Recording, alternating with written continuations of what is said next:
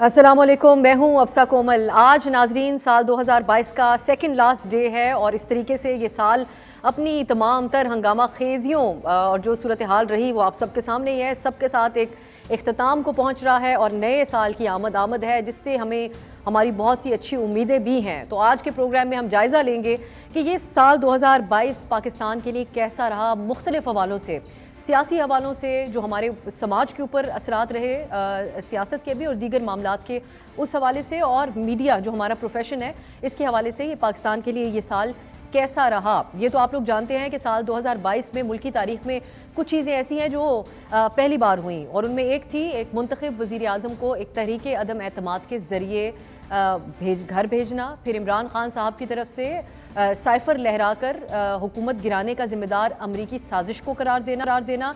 लेकिन फिर इसी साल में हमने उन चीज़ों को भी अनफोल्ड होते हुए देखा कि किस तरीके से वो जो अमरीकी साजिश थी और का एक बयानिया था कि उसमें सब लोग शामिल हुए, वो बात सिर्फ इस साल के अख्ताम तक जो बयानिया अब तक मौजूद है, जो स्टेटमेंट्स अब तक मौजूद हैं, उसके मुताबिक वो सिर्फ एक शख्सियत जनरल बाजवा के गिर्द ही रह चुका है और अब इमरान खान साहब उन्हीं को एक वाहिद ज़िम्मेदार समझते हैं अपनी हुकूमत घर भेजने का।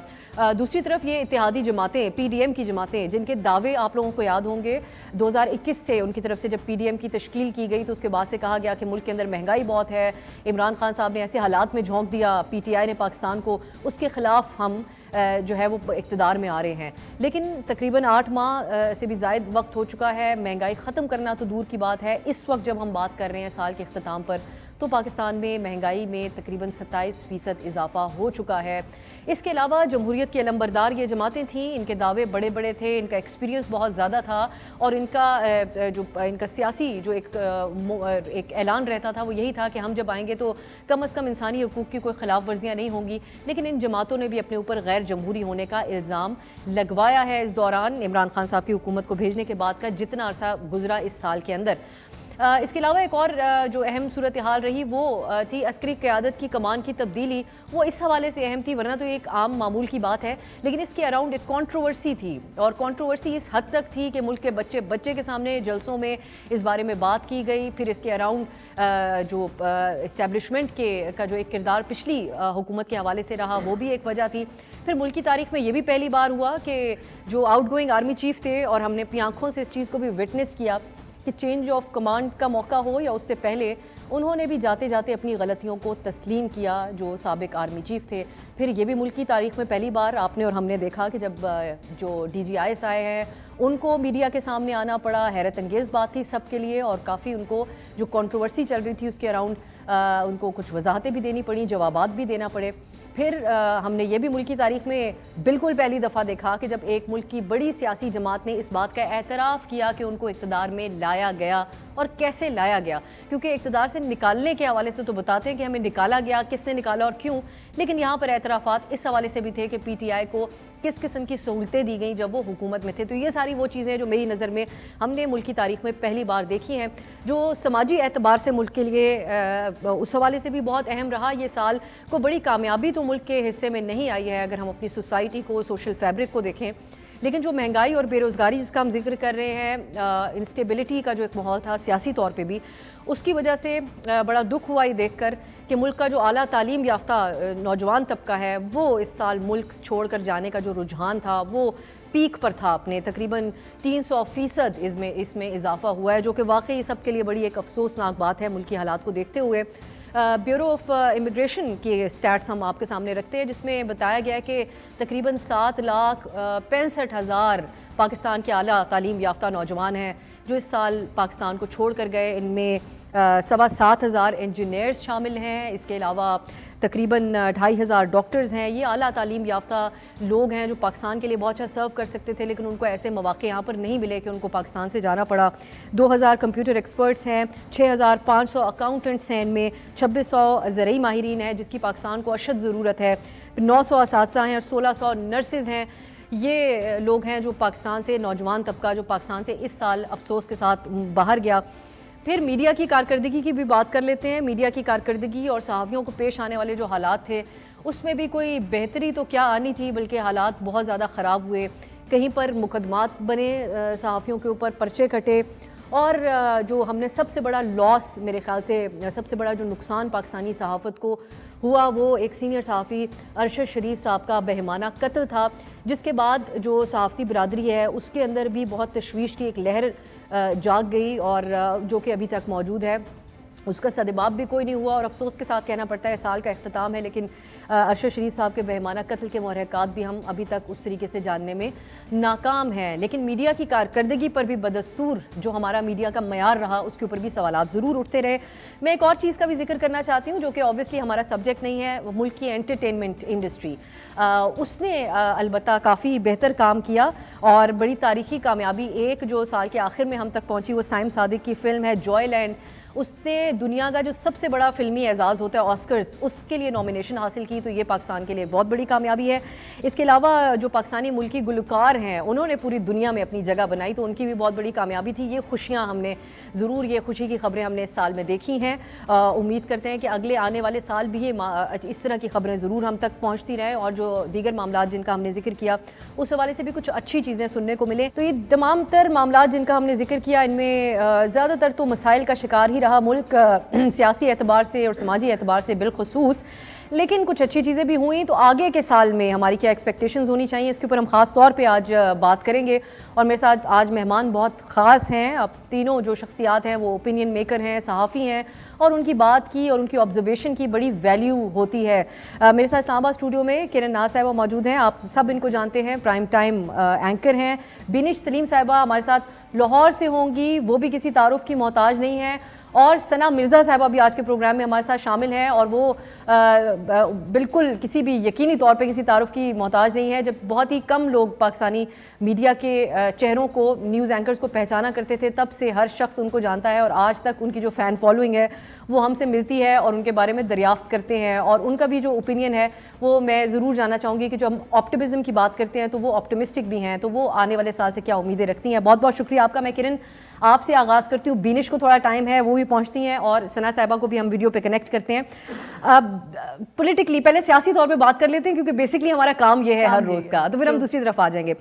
2021 سے ہم آبزرو کر رہے ہیں، بے شک بعد میں جو بھی کہا جاتا رہے لیکن پی ڈی ایم کی تشکیل رہی، جو خبریں نکلتی رہیں وہ یہ کہتے تھے کہ ہم ایک ووٹ آف نو کانفیڈنس لے کے آئیں گے، لیکن خود ہی پی ڈی ایم کے اندر سے لوگ ہمارے ساتھ جب بیٹھتے تھے کہتے تھے ملک کی تاریخ میں کبھی کوئی عدم اعتماد سے نہیں گیا پرائم منسٹر، تو اب کیسے ہو جائے گا انلیس کہ ہمارے ساتھ اسٹیبلشمنٹ کی سپورٹ نہ ہو، لیکن پھر ہماری آنکھوں کے سامنے یہ سب کچھ ہوا بھی۔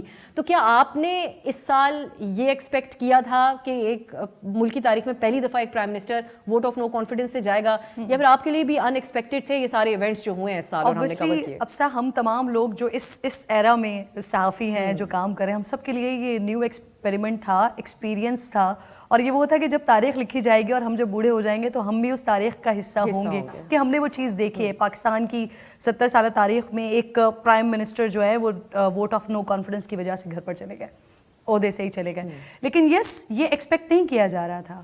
ہم سمجھ رہے تھے کہ شاید کچھ ڈفرینٹ ہوگا۔ میرا اوپینین یہ ہے کہ یہ والا سال سب کا بڑا ڈفرینٹ اوپینین ہے، لیکن میرا اپنا اوپینین یہ ہے کہ یہ جو 2022 ہے نا، یہ عمران خان صاحب کے لیے سب سے بہترین سال گزرا ہے۔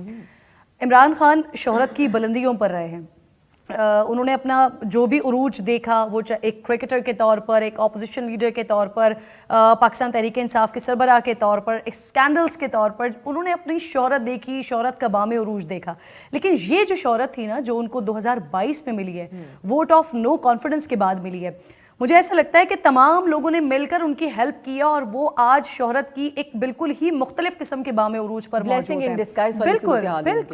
بالکل خان صاحب جو ہے نا اس وقت شہرت کے بام عروج پر پہنچے ہیں، اور کیسے پہنچے ہیں آپ یاد کیجئے کہ ووٹ آف نو کانفیڈنس سے ایگزیکٹلی 2 مہینے پہلے سچویشن کیا تھی کہ خان صاحب کے وہ ووٹرز، سپورٹرز جنہوں نے انہیں ووٹ دیا تھا، جو ان کو اقتدار میں لے کر آئے تھے، ان تمام لوگوں کی اگر آپ جا کے بات سنتے تھے نا، وہ بد دعائیں دیتے تھے، وہ کہتے تھے کہ یہ کس قسم کی حکومت ہمارے سروں پر آ گئے، جو مل رہے تھے جا کے ہم وہ بھی اراکین مل رہے تھے، اراکین جو ہے وہ بتا رہے ہوتے تھے۔ یہ پرویز الہی صاحب، ان کی وہ آڈیو ویڈیو سامنے آئی جو وہ کس طرح سے شکایات لگا رہے تھے کہ خان صاحب ملتے نہیں ہیں، اور خان صاحب کا ایک اپنا ایک ان کا ایروگینس اور اپنا ایک ان کا طریقہ کار تھا، لیکن اس کے بعد جب یہ ووٹ آف نو کانفیڈنس آیا تو یہ دونوں کے لیے بڑی مشکل صورتحال اور ایک ان ایکسپیکٹڈ صورتحال بن گئی، پی ڈی ایم کے لیے بھی اور پی ٹی آئی کے لیے بھی۔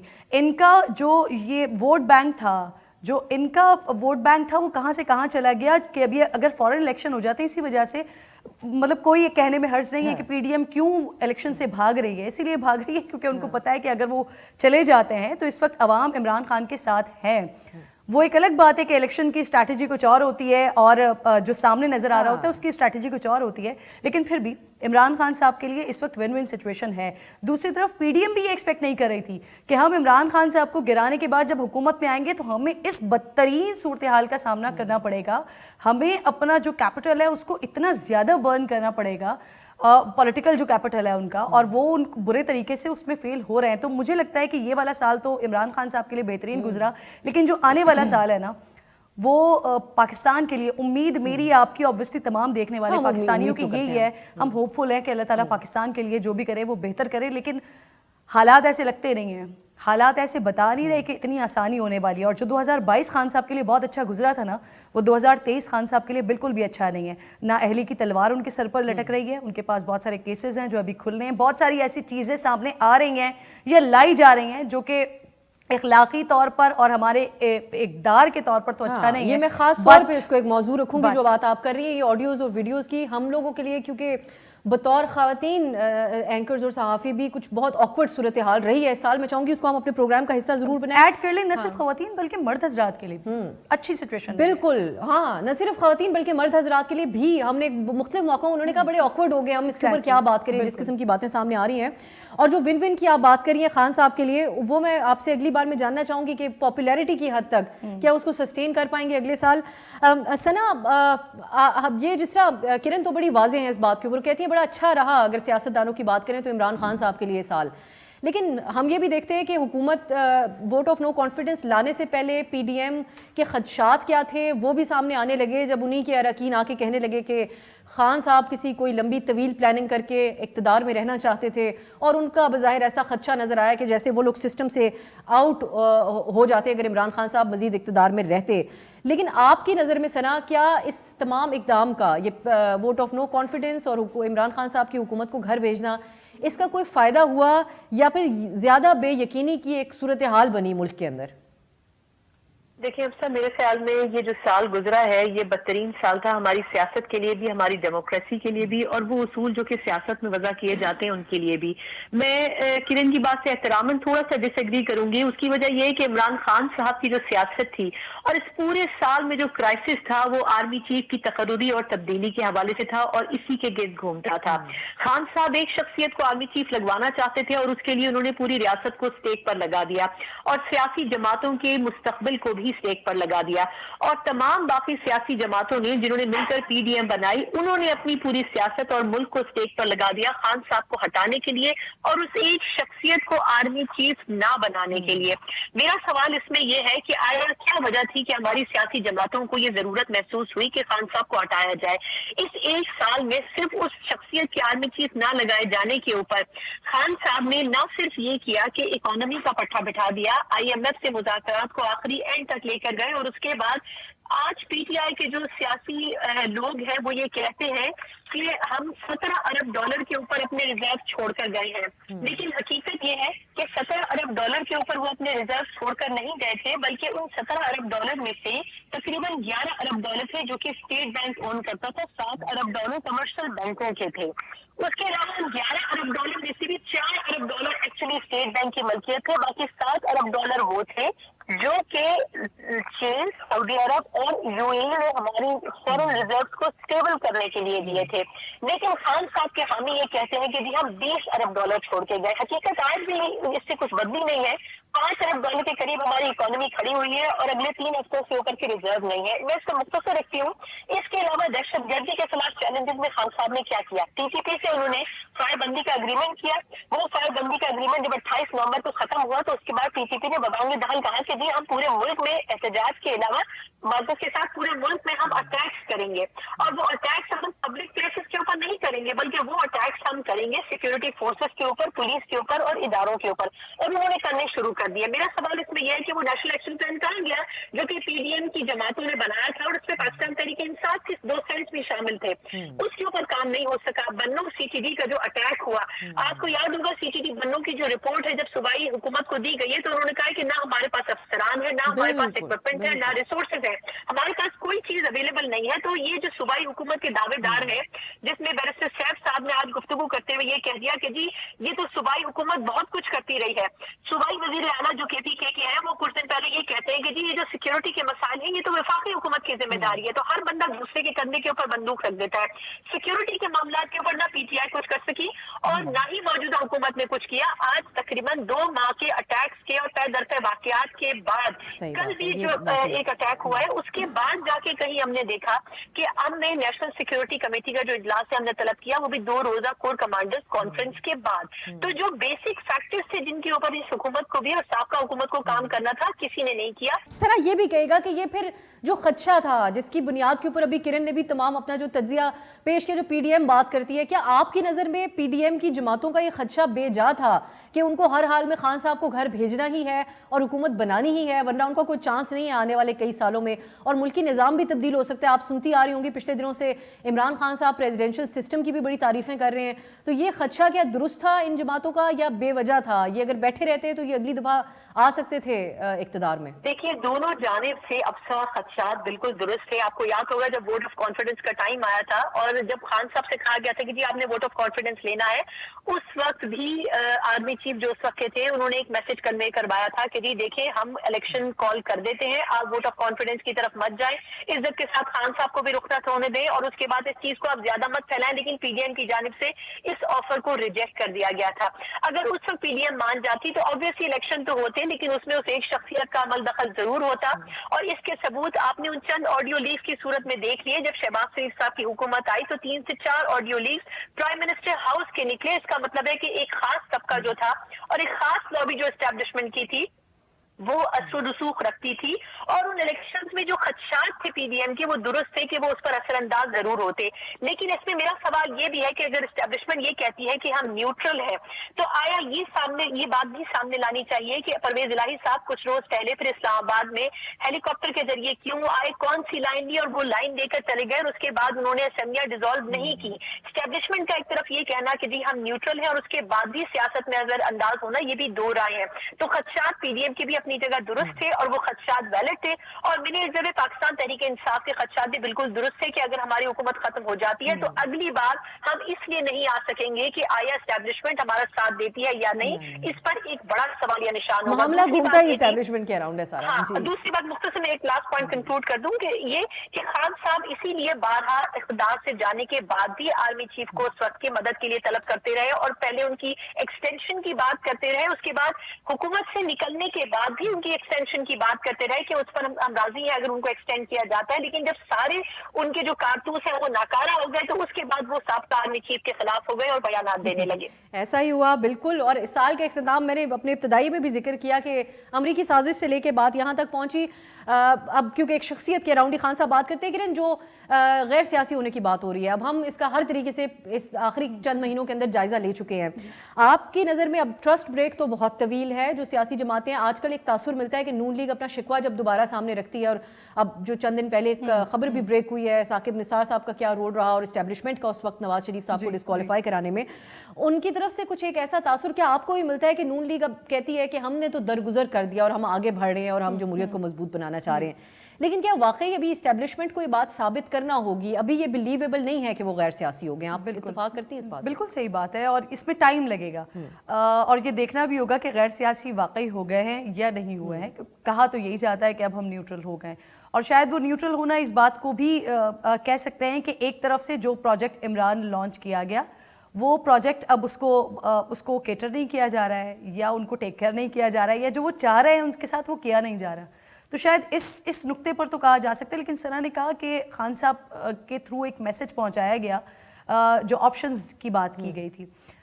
جہاں تک ہمارے پاس اطلاعات موجود ہیں وہ یہ، اور خان صاحب اس کو اپنے کچھ انٹرویوز میں انڈورس بھی کر چکے ہیں کہ یہ جو آپشنز تھے یہ عمران خان صاحب نے آپشنز دیے تھے کہ ٹھیک ہے اگر وہ آپ کو ایکسٹینشن دے رہے ہیں تو ہم بھی، یہ خان صاحب کے جملے میں دہرا رہی ہوں، خان صاحب نے کہا تھا کہ اگر وہ آپ کو ایکسٹینشن دے رہے ہیں تو ہم بھی ایکسٹینشن کے لیے تیار ہیں، ہم دے دیتے ہیں، ہم ارلی الیکشنز کی طرف جا سکتے ہیں. تو یہ 3 آپشنز وہ تھے جو عمران خان صاحب نے دیے تھے. اور کیونکہ خان صاحب کا ایک اپنا طریقہ کار ہے، وہ لوگوں سے نہیں بات کرتے ہیں. آج بھی پی ڈی ایم کی گورنمنٹ آج سے کچھ عرصے پہلے تک یہ کہتی رہی کہ خان صاحب آئیں بیٹھیں. پرسوں بلاول نے جو دھمکی دی ہے وہ بھی انہوں نے یہی کہا ہے کہ خان صاحب آخری بار آپ کو کہہ رہے ہیں کہ آپ آ جائیں ایوان میں بیٹھیں. انہوں نے کہا کہ ورنہ جو ہوگا، بالکل ورنہ جو ہوگا. تو ابھی بھی خان صاحب کو یہ آفر کی جا رہی ہے کہ آپ آئیں، آ کے بیٹھیں. اقتدار میں جو پارلیمنٹ کا کام ہے وہ پارلیمنٹ کے اندر بیٹھ کے ہوتے ہیں، سڑکوں پہ بیٹھ کے نہیں ہوتے. تو وہ جو میں بات کر رہی تھی، جو ثنا نے جس کی طرف نشاندہی کی، جس طرف اشارہ کیا، وہ عمران خان صاحب نے آپشن دیا تھا. سیکنڈلی یہ جو ہم ایک شخصیت کی بات کر رہے ہیں، اب سے اس وقت سچویشن کیا ہے، ہم بدترین دور پر کھڑے ہوئے ہیں اور آگے سچویشن بھی یہی ہے. سارا ثنا بتا چکے ہیں کہ ہم کہاں پر تھے اور کہاں پر ہم آ گئے ہیں، اور مزید خدا نہ خواستہ ہم کس طرح سے اللہ نہ کرے ڈیفالٹ کی طرف جا سکتے ہیں. تو ان ساری چیزوں میں صرف اور صرف نقصان ہوا ہے پاکستان کا. جس شخصیت کا نام آ رہا ہے، جاوید چودھری صاحب نے اپنے کالم میں اس کا تذکرہ کر دیا، اس پوری سچویشن کا تذکرہ کر دیا. انصار عباسی صاحب نے اپنے کالم میں پورا تذکرہ کر دیا. وہ 4 شخصیات جو ہیں وہ اپنی اپنی ارلی ریٹائرمنٹس لے کے، کچھ ریٹائرمنٹس لے کے وہ آرام سے ایک خوشحال زبردست سی زندگی گزار رہے ہیں. اور یہاں پر جو نقصان ہو رہا ہے وہ پاکستان کا ہو رہا ہے، وہ صرف اور صرف پاکستان کا ہو رہا ہے. ایک نیا فارمولا پیش کیا جا رہا ہے اس وقت ٹیکنوکریٹ گورنمنٹ کا. اگر گو کہ گورنمنٹ کی طرف سے کہا جا رہا ہے کہ نہیں جی اس طرح کا کچھ ہم سوچ ہی نہیں رہے. اگر یہ ہو بھی جاتا ہے، اگر ٹیکنوکریٹ گورنمنٹ کی طرف ہم چلے بھی جاتے ہیں، تو دیکھیں یہ خان صاحب کو تو اس میں کوئی فائدہ نہیں ہونے جا رہا. پاکستان کا اس میں کتنا فائدہ ہوتا ہے یہ دیکھنا پڑے گا، اور اس میں آگے 2 سال لگیں گے. اور 2 سال کے لیے باقی پارٹیوں کے لیے سسٹم سے باہر رہنا بھی کوئی فائدہ مند ہے یا نقصان دہ ہوگا؟ تو پھر کیا ہوگا؟ وہ جو سیاسی عدم استحکام ہے نا اس وقت، جو پچھلے 1-1.25 سال سے ہے، پچھلے 1.5-2 سال مسلم لیگ نون سڑکوں پر رہی، انہوں نے کوشش کی کسی طرح سے ایجوٹیشن کی جا سکے، اور پھر پورا 1-1.25 سال عمران خان صاحب ایجوٹیشن کرتے رہے، اور ابھی پھر خان صاحب کہہ رہے ہیں کہ ہم پھر سڑکوں پر آ رہے ہیں. تو یہ جو عدم استحکام، سیاسی عدم استحکام ہے نا، یہ تو مجھے اگلے سال بھی ختم ہوتا ہوا نہیں نظر آتا. بینش سلیم نے بھی ہمیں جوائن کر لیا. بالکل ایک لاسٹ پوائنٹ میں ایڈ کرنا چاہوں گی، جو سب سے امپورٹنٹ چیز ہے وہ یہ ہے کہ جو باقی تمام لوگ ہیں جو ان تمام چیزوں میں انوالو رہے، جن کا نام آتا رہا، کیا ان کے خلاف بھی کچھ ہوگا یا وہ آرام سے زندگی گزارتے رہیں گے اور جو پاکستان ہے وہی سفر کرتا رہے گا؟ یہ ایک بڑا سوال ہوگا. بالکل بہت شکریہ آپ نے ہمیں جوائن کیا. آج ہم ایئر اینڈ ایک پروگرام کر رہے ہیں جس میں پچھلی تمام چیزوں کا جائزہ لے رہے ہیں، اور آپ کا اوپینین اس میں بہت اہم ہے کیونکہ آپ بڑے سخت سوالات سال بھر سیاستدانوں سے کرتی رہی، ان کو جواب دے کرتی رہی. تو کچھ بتائیے گا آپ کے لیے، آپ کو اس بات کا جواب ملا بینش کہ یہ تمام ایکسرسائز عمران خان صاحب کی حکومت کو گھر بھیجنے کی پچھلے اس سال جو رہی وہ کیوں کی گئی، اور آپ کی نظر میں یہ کیسی رہی؟ اس سے ملک کی جمہوریت کو اور ملک کو فائدہ ہوا یا نقصان ہوا؟ Thank you very much. اب سال کا اختتام تو ہم اسی طرح ہی کر رہے ہیں سڑکوں پر. میں نے تو آپ کو اسٹوڈیو میں جوائن کرنا تھا، لیکن الحمدللہ ٹریفک کے عالم یہ ہیں کہ مجھے لگتا ہے کہ اگلے سال بھی ہم ٹریفک تو کنٹرول کر نہیں سکے. ہم ایک ایسی قوم ہے جو ٹریفک تو کنٹرول نہیں کر سکے، ہم نے باقی معاملات پاکستان کے کنٹرول کرنے ہیں. لیکن آپ نے جو مجھ سے سوال پوچھا ہے، جو پوری ایکسرسائز عمران خان صاحب کو گھر بھیجنے کی تھی، یہ پہلی دفعہ تو ایسا نہیں ہوا. ہاں، ووٹ آف نو کانفیڈنس کے نتیجے میں پارلیمانی طریقے سے پاکستان کی تاریخ میں پہلی بار ہوا کہ ایک وزیر اعظم گھر گیا، لیکن اس کا جمہوریت کو کوئی فائدہ نہیں ہوا، اس کا پاکستان کی عوام کو بھی کوئی فائدہ نہیں ہوا، کیونکہ اپیرنٹلی پرائم فشائے ہمیں یہ بتایا گیا کہ عمران خان کو اس لیے ووٹ آف نو کانفیڈنس کے ذریعے گھر بھیجنا ہے کیونکہ مہنگائی بہت ہو گئی ہے، وہ ملک کو سنبھال نہیں پا رہے ہیں. لیکن ہم نے دیکھا مہنگائی تو اب بھی کم نہیں ہوئی، ڈالر تو اب بھی 250 سے اوپر ہے. آنے والے سال میں یعنی کہ 2 دن کے بعد 2023 میں ڈالر اوپر جا رہا ہے، پیٹرول بھی اوپر جا رہا ہے. جنوری، فروری، مارچ پاکستان کی عوام کے لیے کسی عذاب سے کم نہیں ہے. یہ بینش سلیم نے، یہ ماہرین معیشت بتا رہے ہیں. ایک چیز.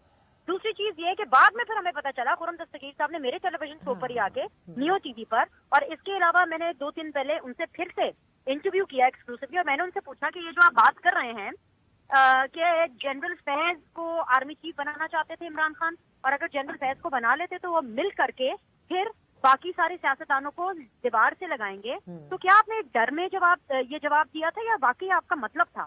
انہوں نے 2 دن پہلے بھی اس بیان کو انڈورس کیا کہ ہمیں یہ بتایا گیا کہ بیسیکلی عمران خان کو گھر بھیجنا ان سیاستدانوں کا ڈر تھا جن کو شاید بیلٹ باکس پر یقین نہیں، یہ ان سیاستدانوں کا ڈر تھا جن کو شاید عوام پر یقین نہیں ہے کہ عوام باہر نکلے گی اور ووٹ ان کو دے گی.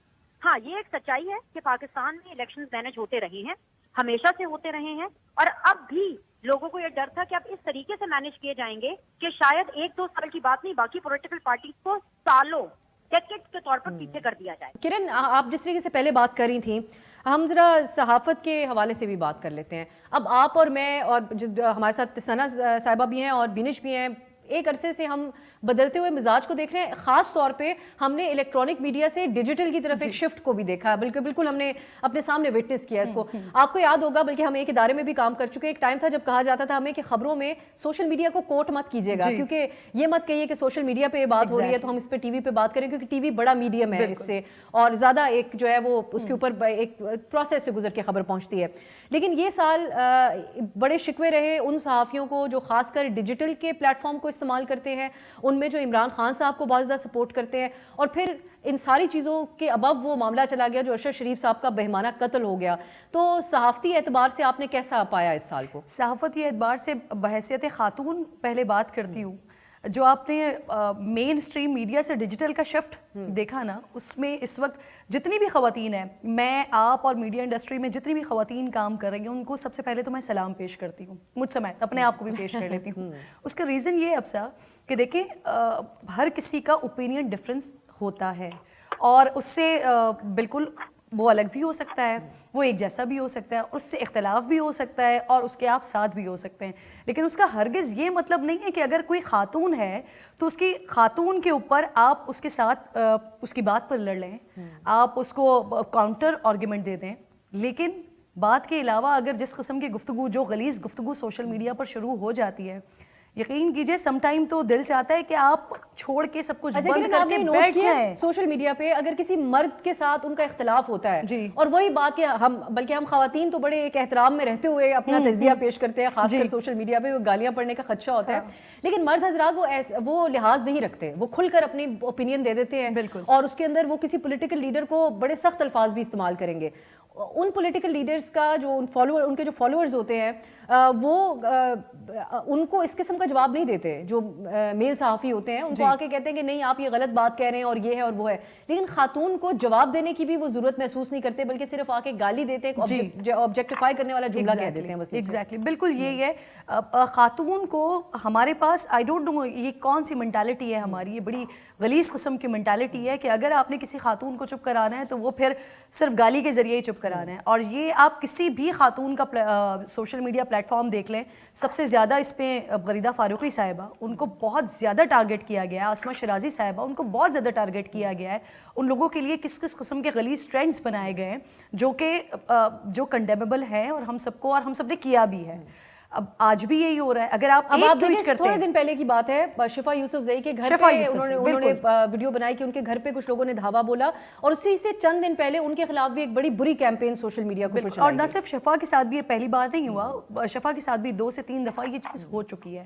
اور تمام کو یونٹی کی بہت زیادہ ضرورت ہے, ہم سب کو. اچھا, ہمارے پاس یہ مسئلہ بھی بہت زیادہ ہوتا ہے ابسا کہ اگر کوئی پرابلم آ رہا ہے, اگر کوئی خاتون ٹویٹ کر رہی ہیں, اگر کسی نے اپنا کوئی کاؤنٹر آرگیومنٹ اس کے پاس آیا اور اس کے پاس گالیاں شروع ہو گئیں, تو اس کے بعد بہت سارے ایسے لوگ ہیں جو اس پر آ کر شاید اس کے لیے کوئی ایسی بات بھی نہیں کرتے جو شاید ہونی چاہیے. اور جہاں آپ کا پارٹی اوپینین مل رہا ہے, جہاں آپ کا ذہن مل رہا ہے, وہاں پر آ کر آپ لکھ رہے ہوتے ہیں. میں اور شفا, ہمارے آبویسلی ڈفرینس ہے, اوپینین ڈفرینس ہے. میں لکھتی بھی ہوں, بہت کچھ لکھتی ہوں. ہر دو صحافیوں کا ہوتا ہے, میرا اور آپ کے درمیان بھی ہوگا آبویسلی. تو صحافی ہوتا بھی وہی ہے بیسکلی, جس کا اپنا اپنا اوپینین ہو. اگر آپ کسی اور کی اوپینین پہ بات کریں تو پھر آپ صحافی کہاں رہے ہیں. اس کے باوجود بھی اگر آپ کسی کو بیک کر رہے ہیں تو اٹ مینس کہ آپ کے اندر کچھ تو انسانیت ہے. مطلب آپ اتنا زیادہ اپنے آپ کو اتنا کیوس اور اتنا پولرائزیشن تو نہ ہو کہ آپ کسی کو بھی کچھ بھی سوچ کر اور کچھ بھی بولنا شروع کر دیں, اور کم از کم اس کو سپورٹ. اس پہ بات کرنا آپ کا بہت اہم ہے, کیونکہ کئی دفعہ لوگ جو ہمیں سوشل میڈیا پہ لکھ رہے ہوتے ہیں وہ سمجھتے ہیں یا ہم پڑھتے نہیں ہیں یا ہمیں اس کا کوئی اثر نہیں ہوتا. بینش, جو ارشد شریف صاحب کا قتل ہوا اس نے تو ہلا کے رکھ دیا ہماری پوری انڈسٹری کو. ارشد صاحب ایک ایسی شخصیت تھے جو کہ ایک ہاؤس ہولڈ نیم تھے, پاکستان میں بچہ ان کو جانتا تھا, اور ہم سب کے لیے بھی ایک سورس آف انسپریشن وہ رہے ہمیشہ سے. لیکن کیا آپ سمجھتی ہیں کہ اس کے بعد ہمارا صحافتی طبقہ ڈی مورلائز ہوا ہے, اس حد تک ہوا ہے؟ اور میں ذاتی طور پہ ایسے صحافیوں کو جانتی ہوں جن کی فیملیز نے بھی ان کو منع کیا کہ اب آپ اس قسم کی رپورٹنگ نہ کریں, کیونکہ یہاں پہ تو انسان کی جان کی بھی قدر نہیں اور پھر بعد میں کوئی پوچھنے والا بھی نہیں ہوتا. تو اور کیا وجہ ہے کہ ارشد صاحب کا قتل بھی سمہاؤ مجھے نظر آتا ہے کہ ہمیں اس طریقے سے متحد نہیں کر سکا پاکستانی میڈیا کو؟ پہلے بھی کئی واقعات پیش آئے, ڈفرینسز رہے, تو آپ کیسے دیکھ رہی ہیں, کیا سمجھتی ہیں؟ صحیح صحافی ہے وہ کبھی بھی اپنی فیلڈ اس بیس کے اوپر چھوڑ کر نہ کبھی گیا ہے اور نہ کبھی جائے گا کہ اس کی جان کو خطرہ ہے.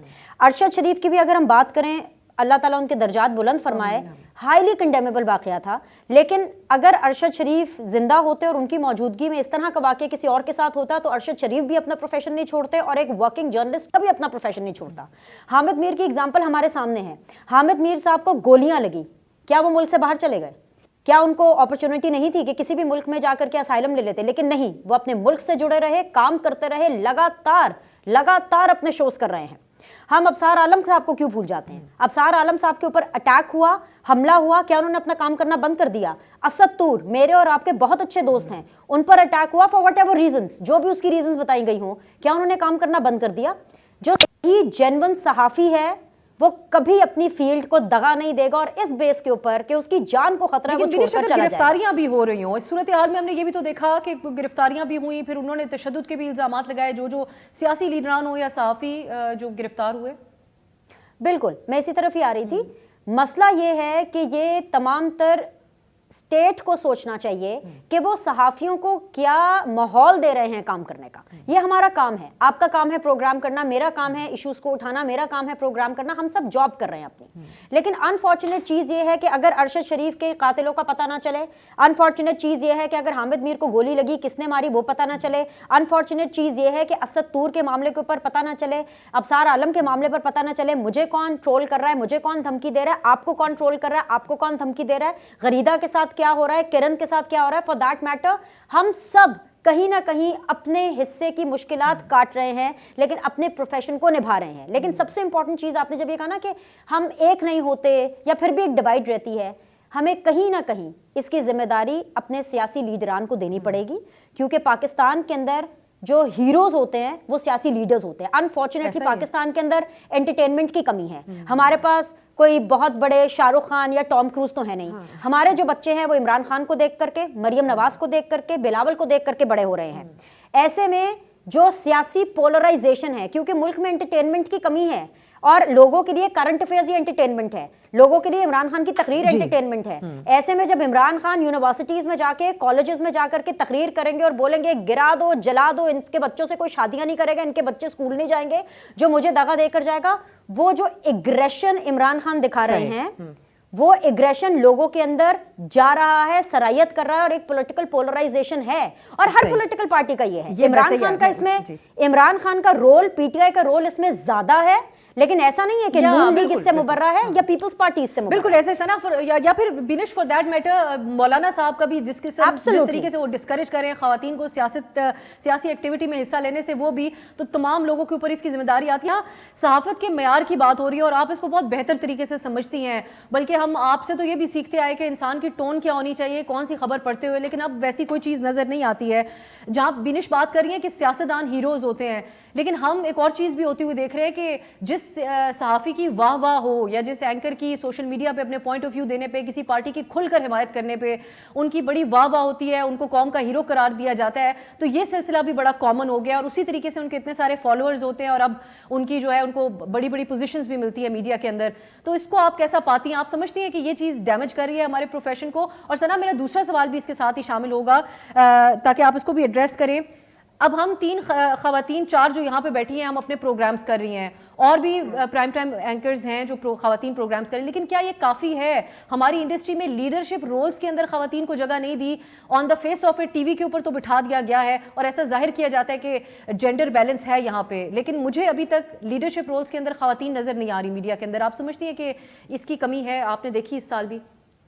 دیکھیں ابسا ویسے تو آپ کے ساتھ میری بڑی قریبی دوست بیٹھی ہوئی ہیں اور میں ان کو بھی ہیرو سے کم نہیں سمجھتی ہوں، کیونکہ ان کے بارے میں ان سے بڑا ڈرتے تھے لوگ جب یہ ہمارے ساتھ کام کرتی تھی. آن اے لائٹر نوٹ، ہیرو کوئی بھی بن سکتا ہے لیکن اس کے لیے صلاحیت ہونی بڑی ضروری ہے. ہم نے خان صاحب کو بھی آئیڈیلائز کیا، اس سے پہلے میاں نواز شریف صاحب کو بھی ایک دور میں آئیڈیلائز کیا گیا، بینظیر بھٹو صاحبہ کو بھی آئیڈیلائز کیا جاتا تھا. میں دو چھوٹی سی مثالیں دوں گی جو میری کولیگ نے کوٹ کی ہیں.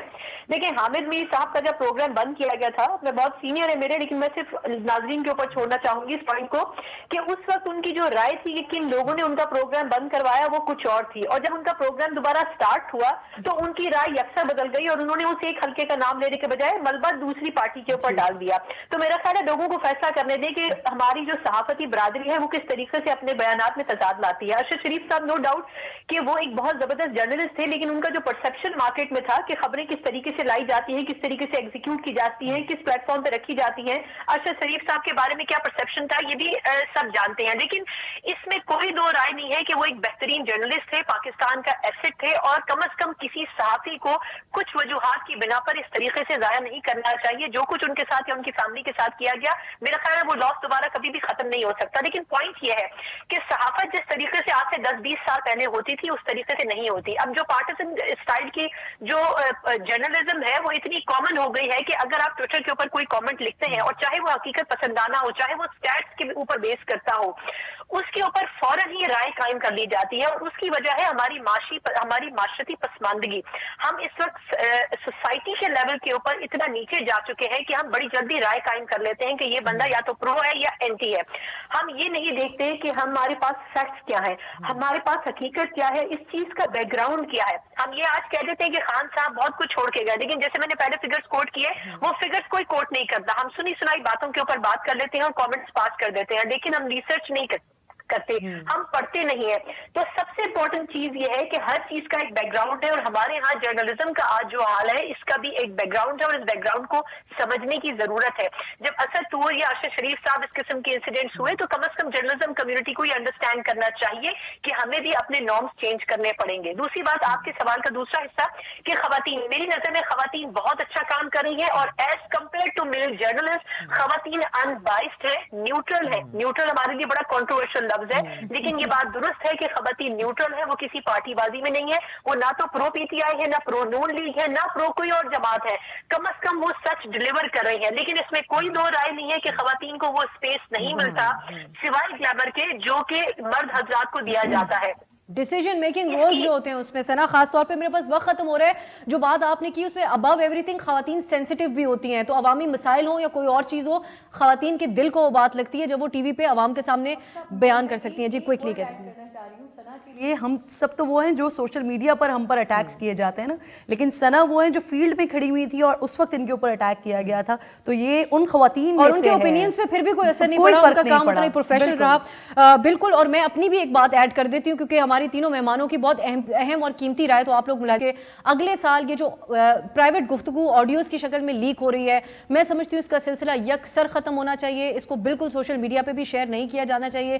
جو سوشل میڈیا یوزرز ہیں اس کو بھی ان چیزوں کا بائیکاٹ کرنا چاہیے، کیونکہ ہمارے لیے یہ بڑی ایک فلدی چیز ہے جس کو ہم کور کرنا تو بہت ہی مشکل بات ہے، بلکہ ہم سمجھتے ہیں کہ ایسی چیزوں کو منظر عام پر بھی نہیں آنا چاہیے.